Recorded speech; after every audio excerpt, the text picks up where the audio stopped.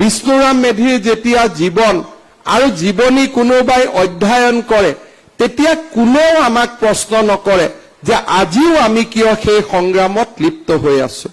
আজি যি ধৰণে আমি গৰুখুটিত গৈ উচ্ছেদ কৰিছো একে ধৰণৰ উচ্ছেদ বিষ্ণুৰাম মেধিয়ে বৰপেটাত কৰিছিল।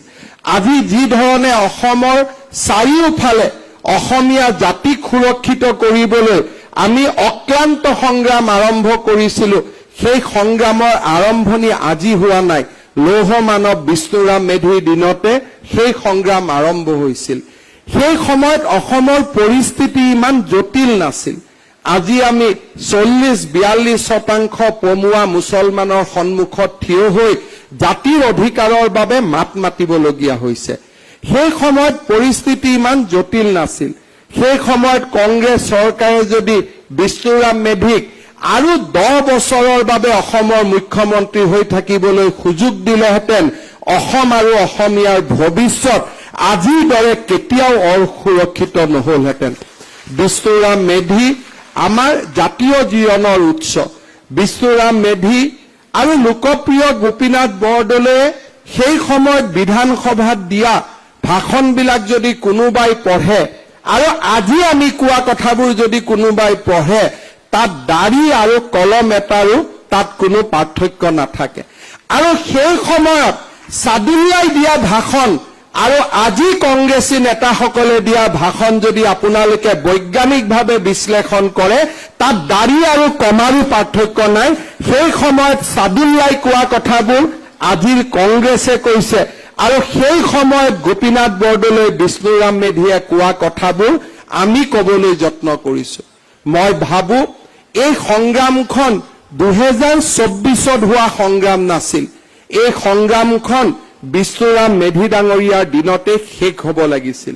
কিন্তু দুৰ্ভাগ্যবশতঃ যেতিয়া মুছলিম লীগৰ নেতাসকল আঁতৰি গ'ল পাকিস্তানলৈ, সাদুল্লাৰ দৰে নেতাসকল, ফকৰুদ্দিন আলী আহমেদৰ দৰে নেতাসকল কংগ্ৰেছৰ ভিতৰ চৰাত সোমাই আহিলে, কংগ্ৰেছৰ ভিতৰতে তেখেতসকলে এটা মুছলিম লীগৰ পৰিৱেশ নিৰ্মাণ কৰিছিল। আৰু সেই পৰিৱেশৰ বাবেই বিষ্ণুৰাম মেধিৰ দৰে ব্যক্তি আধাতে তেখেতৰ প্ৰশাসনিক কাম কাজ সামৰি মাদ্ৰাজালৈ উভতি যাবলগীয়া হৈছিল।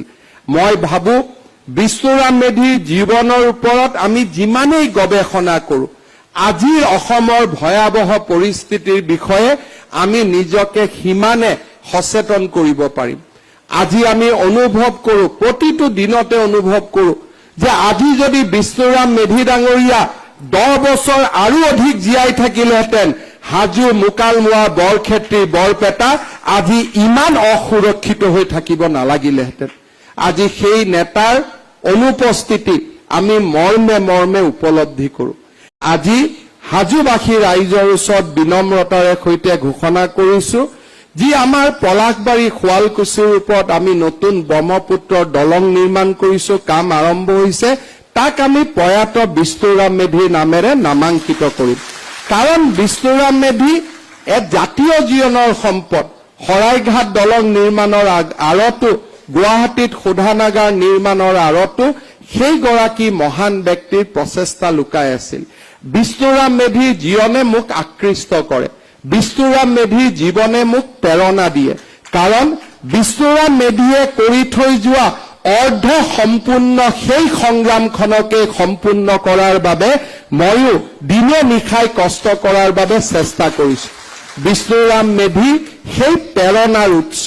বিষ্ণুৰাম মেধিয়ে যি ধৰণে এক ৰাজনীতি সজাই থৈ গৈছিল সেই ৰাজনীতিয়ে যদি অসমৰ নতুন প্ৰজন্মক প্ৰেৰণা যোগাব পাৰে তেতিয়াহ'লে জ্বলি জ্বলি শেষ হৈ যোৱা মমৰ দৰে জীয়াই থকাৰ শেষ মুহূৰ্তলৈকে আমি পৃথিৱীখনক অন্ধকাৰৰ পৰিৱৰ্তে পোহৰ বিলাবলৈ আমি সক্ষম হ'ম।